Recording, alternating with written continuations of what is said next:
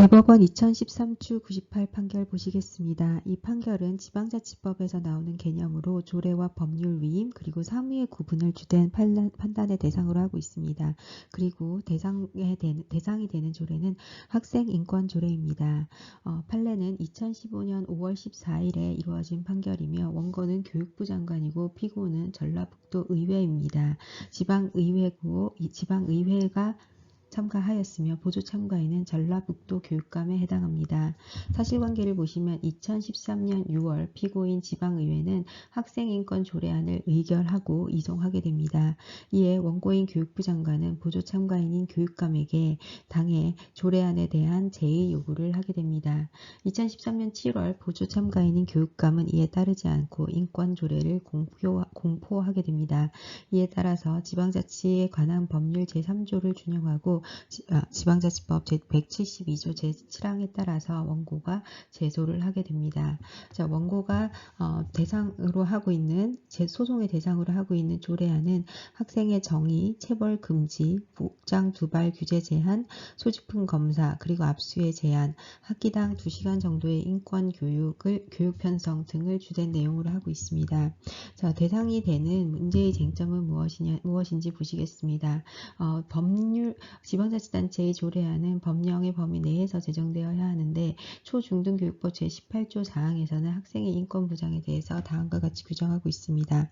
학교의 설립자, 경영자와 학교의 장은 헌법과 국제인권조약에 명시된 학생의 인권을 보장하여야 한다. 그리고 학교 규칙에 관한 기재사항에서 제8조에 규정된 학교의 규칙은 다음 각호의 사항을 기재하여야 한다.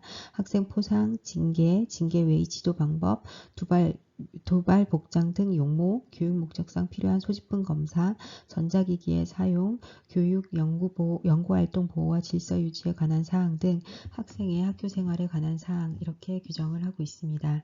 자, 그리고 지방자치법 제172조 7항에서는 지자체장이 제의 요구했는데 이에 따라서 제소하지 않는 경우에는 감독청이 직접 제소할 수 있다고 하고 있습니다. 따라서 이 사안에서는 감독청인 교육부 장관이 직접 제소를 하게 된 사안입니다. 판단의 주된 대상은 총 3가지로 나왔는데요. 첫 번째, 학기당 2시간 정도의 인권교육을 하도록 규정한 것이 이 초중등교육법에 반하는지에 관한 것입니다.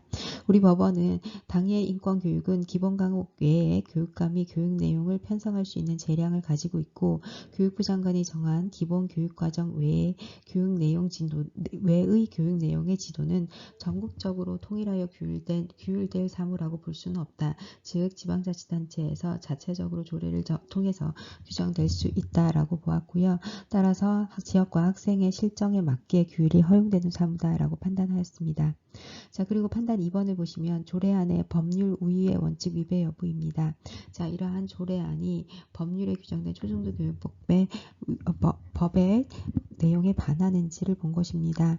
자, 정규교육 시간 외의 교육과 활동의 강요를 금지하고 학생 인권 교육을 실시하도록 하는 것은 교사나 학생의 권리를 새롭게 제한하는 것이라고 볼 수 없다고 우리 법원이 판단했습니다. 따라서 기본권이나 주민의 권리 제한에서 요구되는 법률 유보의 원칙에 반하지 않는다고 판단을 했고, 그리고 당해 법원의 3번째 쟁점은 심리 대상이었는데요. 제의 요구 당시에 이의사항으로 지적해서 재의결에서 심의 대상이 된 것이기 때문에 심리 대상도 적법하다라고 판단하였습니다.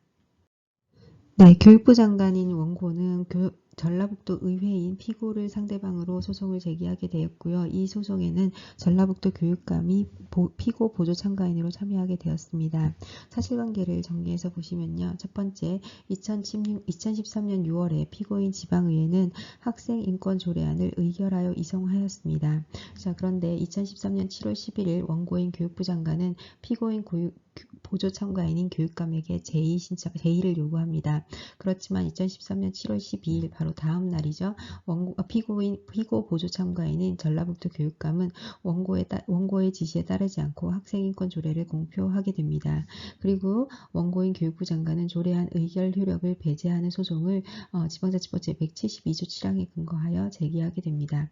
자, 여기에서 관련 법률을 보시면 초중등교육법은 학교의 장이 법령의 범위 내에서 학교의 규칙을 재개정할 수 있으며 학생의 인권을 보장한다라고 규정하고 있습니다. 한편 조례안은 학기당 2시간의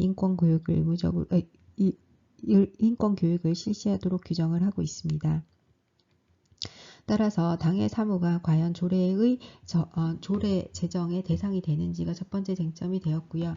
두 번째는 조례 제정의 대상이 된 경우에 그것이 주민의 권리를 제한하거나 의무를 부과하는 경우에는 법률의 위임이 필요한데 그 위임의 범위에 해당하는지를 보시겠습니다. 첫 번째, 사무의 성격을 판단하는 방법으로는 법령상 지방자치사무가 자치사무 또는 자치사무인지 또는 기관사무인지를 판단하는 기준으로 우리 법원은 법령의 규정 형식과 취지, 그리고 사무의 성질, 그리고 경비 부담, 그리고 최종적인 책임 기속 주체를 기준으로 해서 당의 사무가 자치사무인지 기관사무인지를 판단하도록 하고 있습니다. 그리고 우리 법원은 당의 사무가 기관 위임 사무라면 조례 제정의 대상이 아니며 자치사무나 단체 위임 사무만 조례 제정의 대상이 된다고 판단하였습니다.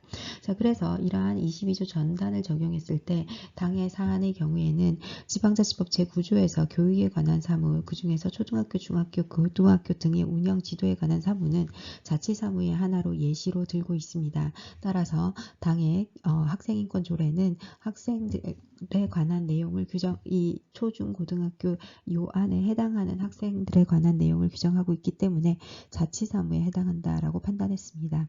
자, 두 번째로 주민의 권리를 제한하거나 의무를 부과하는 경우에는 법률의 위임이 필요하고 이러한 법률 위임 없이 일을 한 경우에는 당의 조례의 효력은 무효가 된다라고 보았습니다. 또한 만약에 법률의 위임을 하였더라도 그것이 포괄 위임에 해당하는 경우에는 주민의 권리 의무를 제한할 수 있는지에 대해서는 우리 법원은 법령에 위반되지 않는 범위 내에서는 포괄 위임이 있는 경우에도 조례를 제정할 수 있다라고 판단을 했습니다. 자, 이러한 기준에 근거해서 당의 조례가 권리를 제한하거나 의무를 부과하고 있는지를 판단하였습니다. 우리 법원은 학생의 인권 보장은 법령에 규정되어 있으므로 새로운 권리를 부과하고 있는 것은 아니다라고 해서 22조 지방자치법 제22조 후단에 적용 대상이 되지 않는다라고 판단하였습니다. 따라서 법률의 위임 없이 주민의 권리를 제한하거나 의무를 부과하는 사항을 규정한 것이 아니므로 당의 조례는 효력이 인정된다라고 판단하였습니다.